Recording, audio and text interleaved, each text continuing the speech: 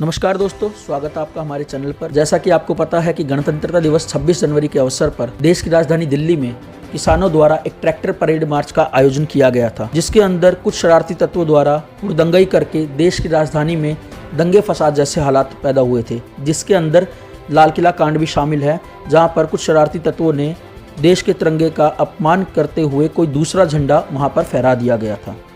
तो ऐसे में इस पूरे कांड के बाद भी किसानों ने एक बड़ा निर्णय लेते हुए 6 फरवरी को 12 बजे से 3 बजे तक देश में चक्का जाम करने की योजना तय की गई है, जिसके अंतर्गत देश के सभी स्टेट और नेशनल हाईवे को 12 से 3 बजे तक के लिए जाम किया जाएगा। इस दौरान वहां पे आवाजाही बंद करने की पूरी योजना तैयार की गई है। इसका मुख्य कारण यह माना जा रहा है कि किसानों द्वारा आंदोलन को धीमा पड़ता देख यह कोशिश की जा रही है, जिससे वापस इसमें एक नई ऊर्जा का संचार किया जा सके और सरकार के सामने पुनः मजबूती से मांगों को रखा जा सके।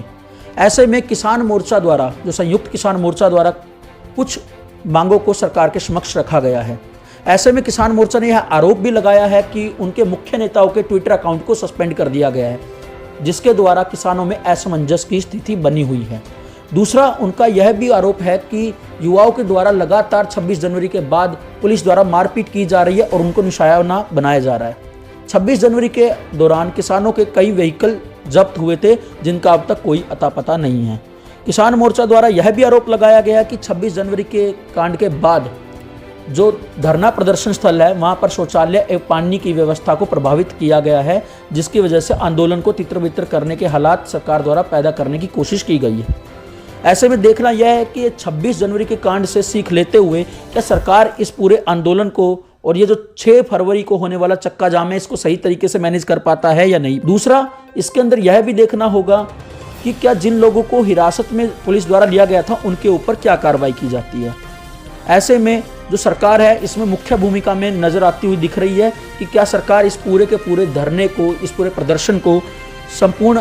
प्रदर्शन जो सरकार के खिलाफ किसान कर रहे हैं, उसको ये सही तरीके से मैनेज कर पाते हैं या नहीं कर पाते, क्योंकि सरकार अभी तक इस पूरे प्रदर्शन को सही तरीके से संचालित करने में नाकाम साबित होती रही है। ऐसे में देखना यह होगा कि क्या वापस ऐसे हालात तो नहीं पैदा हो जाए, क्योंकि ऐसे में चाहे जीत किसी की भी हो, हार एक आम आदमी की होगी, परेशानी एक आम आदमी को ही उठानी पड़ेगी। ऐसे में भारतीय किसान यूनियन के प्रवक्ता राकेश टिकैत ने कुछ पुरानी मांगों के साथ कुछ नई मांगों को भी दोहराया है। ऐसे में जैसा कि आपको पता है कि आज भारतीय संसद में फाइनेंस मिनिस्टर निर्मला सीतारमण द्वारा यूनियन बजट पेश किया गया है, जिसके अंदर काफ़ी घोषणाएं हुई हैं। इस पर अपने विचार रखते हुए राकेश टिकैत ने बताया है कि ऐसे में भारत सरकार को चाहिए कि एक एग्रीकल्चर बजट के नाम से एक अलग बजट पेश किया जाए। जिस प्रकार से रेल बजट को अलग तरीके से पेश किया जाता था, अलग पेश किया जाता था आम बजट से, ऐसे ही एग्रीकल्चर बजट को भी अलग से पेश किया जाना चाहिए। दूसरा, उनकी मांग यह है कि जितने भी अभी तक कृषि लोन चल रहे हैं, जितने भी एग्रीकल्चर लोन किसानों के नाम पे चल रहे हैं, उनको तुरंत प्रभाव से निरस्त किया जाना चाहिए।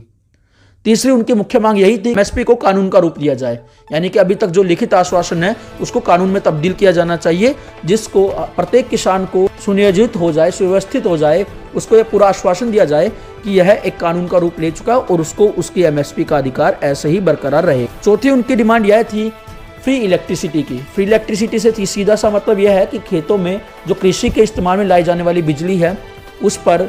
न्यूनतम कॉस्ट अभी लगता है, यानी कि कम दरों पे वह प्रोवाइड की जाती है, उसको पूरी तरीके से जीरो किया जाना चाहिए। और आखिरी और जो सबसे मुख्य मांग उनकी वही है कि सभी 3 काले कानूनों को वापस लिया जाना चाहिए। जो कृषि संशोधन बिल सरकार लेके आई थी, उस कानून को पूरी तरह से वापस लिया जाना चाहिए और तीनों जो कानून है उनको वापस सरकार करे, रोल बैक करे और वापस पहले वाली स्थिति में आ जाए। तो अब देखना यह रहेगा कि सरकार क्या इन मांगों पर अपना रिएक्शन देती है। जैसा कि पहले वार्ता चली रही थी, सरकार इन कानूनों को एक्सटेंड करने पर तैयार थी, पर बंद करने पर, रोल बैक करने पर नहीं तैयार थी।